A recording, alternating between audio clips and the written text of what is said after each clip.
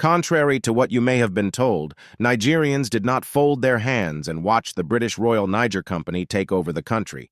Many people fought back, and this is the story of the 31-year Ekumeku Movement.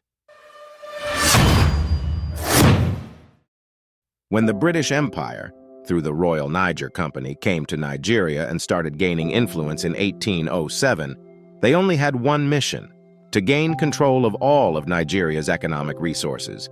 And they did get control of these resources, mostly through force. This brute force was applied across the protectorates and colony later known as Nigeria. This is the story of how one tribal group resisted the British Army in a way they had never seen before. The rarely documented struggle between the British and a united underground Igbo resistance group called the Ekumeku lasted for 31 years. The origins of the Ekumeku Movement. In the late 1880s, shortly after the Berlin Conference of 1884 to 1885, where European superpowers partitioned African countries, the Royal Niger Company, RNC, a British firm trading in the Niger area, was expanding their domination from Lagos towards western Igboland, which included the Niger Delta and Asaba. While British traders were doing business with locals before the conference, the power dynamics shifted even further in the colonizers' favor after the conference.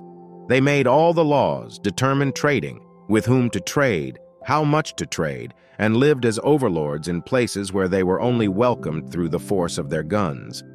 There were claims that RNC exploited its monopoly far in excess of what it could have made in a free trade situation and spread terror, visiting the slightest whiff of local dissent with venom.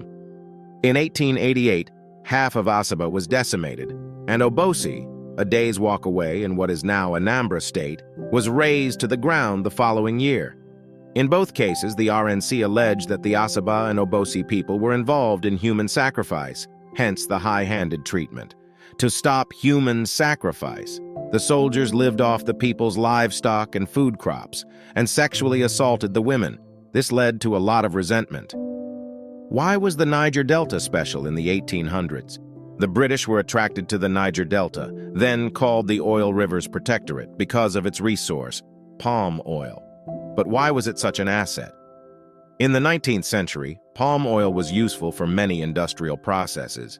It was used as an industrial lubricant in tin plate production, street lighting, and as the fatty semi-solid for candle making and soap production.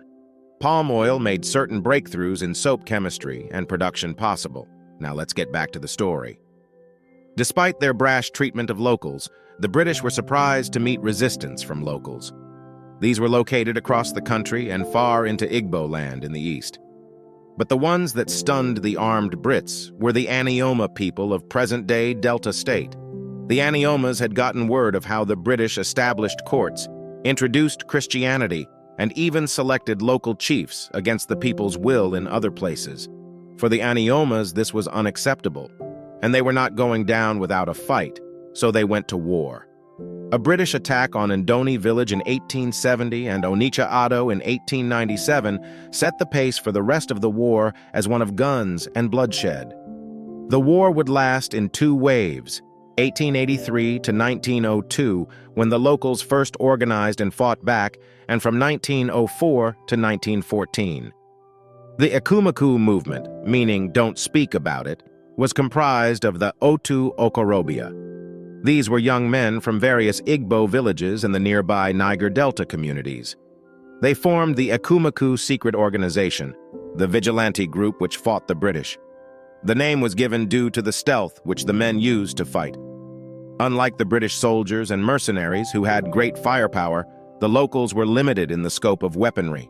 They instead devised guerrilla attacking styles, which took the Brits by surprise, leading to a series of defeats. The strength and downfall of the Ekumeku. The strength of the movement simply lay in unity, skill, and numbers.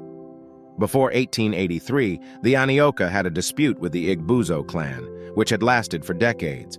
But seeing the power of British arms and ammunition, they decided that they could not fight the war individually. The tribes instead decided to make an alliance.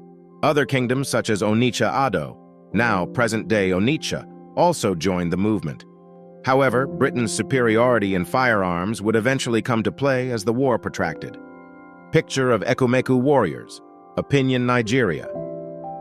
In December 1902, the British laid a preemptive strike which destroyed a large number of towns and imprisoned their leaders.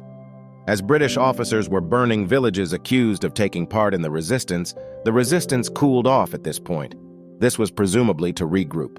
In 1904, the Ekumeku rose again, but they defended their towns instead of fighting together as they once did. Despite their skills in combat, the British found it easier to destroy their homelands. In 1911, a roundup of Ekumeku leaders led to imprisonments. By 1914, when Nigeria's northern and southern protectorates and the colony of Lagos were joined as one country, the Ekumeku fire had only started to die.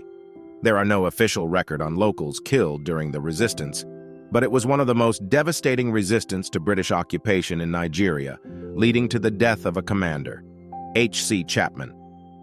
The colonial government's Collective Punishment Ordinance, CPO, a law to punish an entire village suspected of entertaining the activities of the Ekumeku, was pivotal to ensuring the resistance did not return a third time.